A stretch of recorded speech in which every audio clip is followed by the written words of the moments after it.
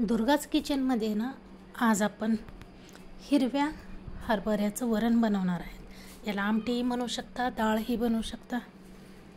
याचा कलर पाहिलात खूप सुंदर आणि टेस्टला खूपच अप्रतिम लागतं। या ठिकाणी मी एक कुकर घेतला आहे, त्याच्यात 1 ग्लास पाणी आणि हे अर्धा कप ना हिरवे हरभरे आहेत। आता याच्यामध्ये जातील अर्धा कांदा, 1 टोमॅटो, 1-2 हिरव्या मिरच्या आणि 1 तेजपत्ता जाईल याच्यामध्ये। ह्याला मी व्यवस्थित हलवून घेते आणि याला ना ढक्कन लावतो आपण आणि याच्या 3 शिट्ट्या काढून घेतो।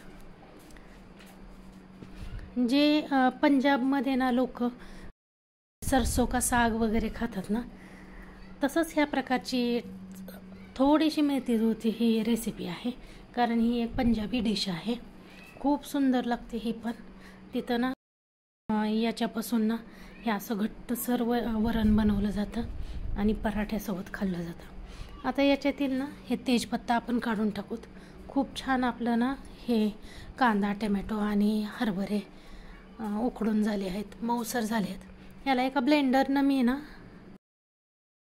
ग्राइंड करून घेते, किंवा तुम्ही मिक्सरच्या भांड्यात टाकून ये ना ह्याला ओबडधोबड आपल्याला ना ग्राइंड करायचं आहे। जास्त स्मूथ अशी पेस्ट नाही बनवायची, जेणेकरून याचे चंक लागावे आपल्याला। खूप सुंदर लागतात हे जेव्हा आपण भातासोबत किंवा चपातीसोबत खातो ना।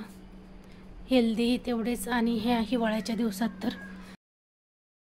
हरभरे तर भेटतातच।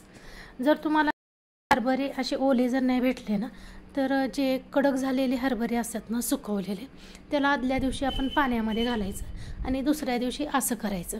सेम ह्याच प्रकारचं ना हे रेसिपी तयार होईल। तिकडे पंजाबकडे ना धाबा जिथे जिथे असतो ना, तिथे ही रेसिपी इतक्या मोठ्या प्रमाणात याचा डाळीसाठी वापर केला जातो ना। आता इथं कढई घेतली, त्याच्यात ना थोडंसं तेल घातलं, याच्यात मोहरी आणि जिरे जातील। तिकडे ना सरसोचं तेल घातलं जातं, पण इथे मी साधं आपलं कुकिंग ऑइलच घालते, थोडासा कढीपत्ता। आणि या ठिकाणी मी एक ट्विस्ट याच्यामध्ये करणार आहे। हे बघा, लसूण अद्रकची मी पेस्ट याच्यामध्ये टाकली की लगेचच याच्यावर ना एक झाकण ठेवणार आहे मी। थोडंसं मी याला म्हणजे स्प्रेड केलं आणि याच्यावर मी असं झाकण ठेवते, जेणेकरून ना हे लसूण जी करपल ना आपला लसूण आणि अद्रक, त्याचा स्मोकी फ्लेवर ना त्या तेलातच उतरेल, जेणेकरून जेव्हा आपण ही डाळ बनवूत ना स्मोकी फ्लेवर आपल्याला येईल।